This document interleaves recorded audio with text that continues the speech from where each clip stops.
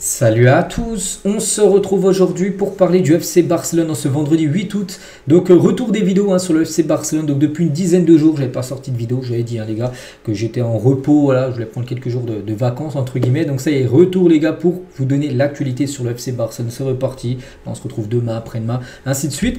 Donc on commence tout d'abord, il s'est passé pas mal de choses sur ces derniers jours. Et tout d'abord avec les unes, Sport et Mundo Deportivo, vous savez, ces deux gros journaux espagnols. Je vous montre à chaque fois les unes chaque jour. Et aujourd'hui, ça parle de Íñigo Martínez. Il a une journal sport, donc Íñigo s'en va. Et l'autre une, Mundo Deportivo, donc au revoir Íñigo. Donc voilà, qu'est-ce qui s'est passé? Pourtant, j'ai quand même suivi, malgré que je ne sortais pas de vidéo sur le FC Barcelone ces derniers jours, et je suivais comme l'actualité du Barça, je regardais un peu ce qui se passait sur le mercato. Pourtant, il n'y avait pratiquement aucune rumeur, les gars, sur un départ d'Íñigo Martínez, qu'il est resté au Barça, qu'il allait en plus certainement être le capitaine numéro 1 du FC Barcelone. Et on a appris en gros... Voilà, qu'il va partir. Normalement, ça va se faire aujourd'hui. Donc, qu'est-ce qui s'est passé? Donc, Íñigo Martínez résilie son contrat avec le Barça avec effet immédiat et rejoint Al Nasser librement. Contrat jusqu'en juin 2026. Donc, en gros, n'oubliez pas déjà qu'Íñigo Martínez a prolongé avec le FC Barcelone en mars dernier. Il y a 5 mois, il a prolongé son contrat du côté du Barça. Et en gros, il va résilier son contrat. Donc, le Barça récupérera rien du tout en vendant Íñigo Martínez parce que résilie son contrat, c'est-à-dire qu'il part libre en gros du côté d'Al Nasser, et même Fabrizio Romano le dit avec son Here We Go, voilà, qui va bien rejoindre le club saoudien. On pense bien sûr qu'il va toucher une énorme offre. Après, dans son contrat, les gars, qu'il avait fait en mois de mars, quand il avait prolongé, il y avait une clause, les gars, qu'à tout moment, il pouvait résilier son contrat s'il voulait partir, les gars, pour une belle offre financière. Et c'est le cas, les gars, avec Al Nasser qui lui propose un salaire en or. C'est du x2, x3, x4 par rapport à ce qu'il touche du côté du FC Barcelone. Ça l'a fait réfléchir. Et du coup, il va rejoindre cette équipe saoudienne tout simplement. Íñigo Martínez, c'est un gros coup dur pour le FC Barcelone, pour Hansi Flick, pour tout le monde, parce que c'était comme un cadre. La saison dernière, c'était un titulaire indiscutable de cette équipe. Et Íñigo, du coup, à Al Nasser, c'est presque fini. Ça pourrait être officiel aujourd'hui. Donc Íñigo ne jouera pas le trophée Juan Gamper qui est prévu après-demain, le 10, vous savez, contre l'équipe de Como. Et le Barça, du coup, bon, ça c'est plutôt une bonne nouvelle, mais bon, tu perds le joueur, mais ça c'est plutôt une bonne nouvelle niveau salaire. Et libérera comme les 14 millions d'euros de salaire d'Íñigo Martínez dans la masse salariale. Donc là, c'est du brut. Mais bon, le Barça lui versait comme ça. Après net, s'il touche 7, je pense qu'Al Nasser, comme j'ai dit, va toucher beaucoup plus. Mais voilà, du coup, là, avec ce salaire en moins payé, là, tu peux enregistrer, bien sûr, des joueurs pour jouer la Liga, des Juan Garcia, des Marcus Rashford. Il n'y aura pas de souci d'inscription normalement, vu que là, par rapport au fair play financier, tu vas libérer une grosse masse salariale, bien sûr. Mais ça reste, bien sûr, un départ et c'est un cadre, bien sûr. Et le départ d'Íñigo Martínez est un gros coup dur pour Hansi Flick parce que c'est un pilier de la défense du FC Barcelone. Donc, un journaliste, il a dit le départ d'Íñigo est une énorme surprise déjà parce que il y a encore quelques jours, il n'y avait aucune rumeur, les gars, par rapport à un départ. Même hier, les gars, on pensait qu'il allait rester au club, tout ça. Et ça s'est fait en quelques heures. Donc, ça sera un gros coup dur pour Flick. Et je doute fort que le Barça signe un remplaçant. Il faudra compter sur Araujo, du coup, qui devrait retrouver sa place de titulaire. Araujo, c'est plutôt peut-être une bonne nouvelle pour Araujo, Cubarsi.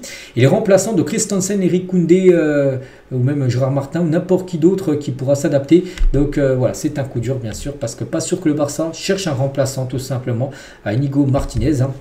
Et ça va faire un gros trou en défense. Et un autre journaliste, il a dit, donc Íñigo Martínez a renouvelé en mars. Il a fait à la condition, comme j'ai dit, d'inclure une clause qui lui permettait de partir gratuitement si une grosse offre de l'Arabie Saoudite se présentait. C'est ce qui a été le cas. Le Barça a accepté car il ne l'avait pas fait. Il serait parti gratuitement en juin prochain. Donc l'offre de l'Arabie Saoudite est arrivée et il s'en va. Quelle est la faute du club? Je ne comprends pas certaines personnes qui critiquent Deco et Laporta. Donc Íñigo part parce qu'il le veut. Point final, maintenant il est temps de l'accepter, de souhaiter le meilleur à Íñigo parce que oui, il n'est pas resté longtemps, il a joué 2 saisons, mais en tout cas, ce qu'il a fait en 2 ans, les gars, il a fait beaucoup plus que certains joueurs qui sont restés beaucoup plus longtemps du côté du club. Donc voilà, on lui souhaite bonne continuation, bien sûr, à Íñigo. Après, c'était une clause qu'il a mis dans son contrat en mars. Il a mis, moi, si je reçois vraiment une belle offre niveau financier, je partirai. Barça lui avait dit OK. Donc le contrat a été prolongé par rapport à ça. Donc voilà, c'est pas une surprise en gros, parce qu'en gros, il n'a pas mis un coup de couteau dans le dos du FC Barcelone. Non, c'était une clause qui était quand même mise dans son contrat. Voilà, donc tout est clair. Et ce streamer, il a dit, donc ça fait quand même très mal. Le meilleur défenseur central de la saison dernière pour Barcelone de la Liga part gratuitement en Arabie Saoudite alors qu'il avait renouvelé il y a peu de temps. Celui qui avait le mieux compris la méthode Flick, c'est vrai. Comme je dis, c'est un gros coup dur pour le Barça. On verra s'il y a un joueur qui va venir pour le remplacer ou pas, parce que bien sûr, parce que lui part gratuitement, tu ne reçois pas d'argent. Donc en gros, pour aller chercher un nouveau joueur, tu n'as pas récupéré de l'argent par rapport à sa vente. Donc oui, c'est un peu compliqué. Et c'était du coup le dernier match de Ligue des Champions de l'histoire d'Íñigo Martínez. Vu que là, en partant en Arabie Saoudite, on pourra peut-être jouer la Ligue des Champions, mais asiatique, mais européenne sera finie. Du coup, voilà, sur cette défaite, bien sûr, souvenez-vous, contre l'Inter Milan en demi-finale retour de Ligue des Champions. Et Nico fait partie de ces joueurs qui, bien qu'il soit resté peu de temps, il est arrivé en 2023, donc il y a 2 ans, ont parfaitement compris ce que signifie le club, plus que d'autres qui sont à Barcelone depuis bien longtemps. Ce que j'ai parlé, bien sûr, juste avant. Et du coup, les signatures de l'été 2023, quasiment tout le monde est parti. Félix, les gars, il est arrivé en 2023, il a quitté le club en 2024, maintenant il est à Al Nasser. On va jouer Inigo. Donc Inigo prêt à partir à Al Nasser et retrouver certainement Félix. Gundogan, donc il a quitté le club en 2024, un an après son arrivée en 2023. Maintenant il est à Manchester City. Cancelo, il a quitté le club l'année dernière en 2024, maintenant il est à Al-Hilal. Et il reste que Aurélien Romeu, les gars, toujours au club mais sur le point de partir. Là sur le mercato 2023, on peut dire que ça a été un échec parce que des fois quand tu fais des recrutements sur une année, c'est pour que certains joueurs restent au moins 3, 4, 5 saisons. Donc là, sur les 5 joueurs qui sont arrivés, il n'y en a plus qu'un, et Romeu qui devrait partir. Voilà, concernant le mercato, c'était il y a 2 ans. Bref, on continue avec toute autre chose. On va parler de Marc-André Ter Stegen, n'est plus capitaine du Barça, c'est fini. Le brassard de capitaine, pour lui, c'est fini. Donc Ter Stegen, considère que le club a ruiné son image avec les fans qui divulguent de fausses nouvelles à la presse pour ternir son image. Le club ne lui a jamais dit quels étaient les plans qu'ils avaient pour lui. Donc actuellement, sa situation, comme je dis, est compliquée. Donc il n'a pas voulu partir. On sait que ça a été un long feuilleton. Il s'est fait opérer. Il n'a pas voulu que son rapport médical soit envoyé à la Liga pour du coup les désinscrire pour la Liga et du coup enregistrer d'autres joueurs. Vous avez vu, ça va dans tous les sens et on a l'impression vraiment qu'il y a un clash total. Ter Stegen se sent maltraité par le club. Il aurait préféré que le président lui parle directement de la situation plutôt que de divulguer des choses à la presse et de clencher une guerre froide dans son dos.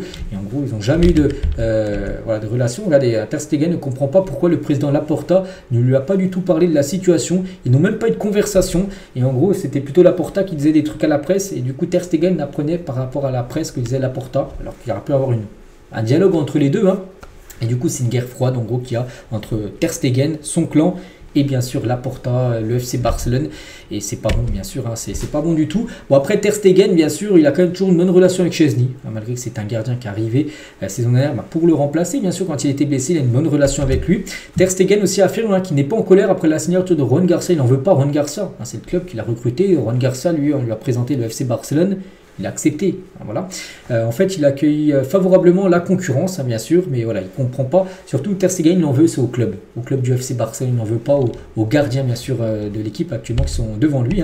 Mais bon, c'est que Ter Stegen, sa situation est quand même très délicate. Il a perdu comme 100 000 abonnés sur Instagram en un jour en raison des problèmes persistants avec le club. Regardez, donc là, c'est sur son compte Instagram. Donc là, le 6 août, c'est avant-hier, il avait 17,4 millions de followers. Et le lendemain, il est passé à 17,3 millions de followers. Il a perdu 100 000 abonnés par rapport à des fans du Barça. Voilà, en gros, qui sont désabonnés en gros de la page Instagram, tout simplement, de Ter Stegen. On continue avec toute autre chose, on va parler du Ballon d'Or. Vous savez qu'il y a certains joueurs du Barça qui peuvent prétendre à remporter le Ballon d'Or. Et on connaît maintenant les 30 nominés qui peuvent remporter le Ballon d'Or. Et 4 joueurs du Barça y figurent. Tout d'abord, Lamine Yamal, qui est le joueur du FC Barcelone qui a le plus de chances de gagner bien sûr le Ballon d'Or. Il y a aussi Pedri, il y a aussi Rafinha et il y a aussi Robert Lewandowski. Donc 9e nomination pour Lewandowski. Première pour Rafinha, première fois qu'il est nominé de sa carrière, 28 ans. Pedri, c'est sa 2e nomination et Lamine Yamal, c'est déjà sa 2e nomination à 18 ans. C'est même très très bien. Et donc voilà, concernant ces 4 là, peut-être sur un Ballon d'Or, on verra, celui qui a le plus de chance, reste quand même Lamine Yamal et sinon les 30 nominés pour le Ballon d'Or 2025. Donc résultat le 22 septembre prochain. Et à noter aussi concernant les entraîneurs que Hansi Flick présent parmi les 5 meilleurs coachs. Après, est-ce qu'il sera meilleur coach, on verra, parce qu'il y a quand même d'autres coachs. Un ancien coach du Barça, Luis Enrique, qui a gagné la LDC avec le PSG, est le grand favori, mais si c'est Hansi Flick, ce ne serait pas non plus un scandale. Et à noter aussi que le Barça a été nominé pour le Ballon d'Or du club masculin de l'année. On a le choix entre ces 5 équipes-là et le Barça masculin y figure. Comme les filles, les gars, il y a aussi le Barça féminin y figure parmi aussi ces équipes-là. Et à noter qu'il y a le Barça lors de la prochaine cérémonie, donc nominé pour le club de l'année, Hansi Flick nominé comme meilleur manager, 4 joueurs nominés pour le Ballon d'Or, 6 joueuses nominées pour le Ballon d'Or féminin et 3 joueurs nominés pour le prix Copa, bien sûr le Ballon d'Or Junior. Donc voilà les gars ce qu'il y a à dire aujourd'hui. J'espère que ça vous a plu et que ça vous plaît. Voilà ce retour bien sûr des vidéos actu FC Barcelone. Donc nous on se retrouve dès demain bien sûr, dès demain samedi pour le prochain numéro. Je vous souhaite une très bonne journée et à demain.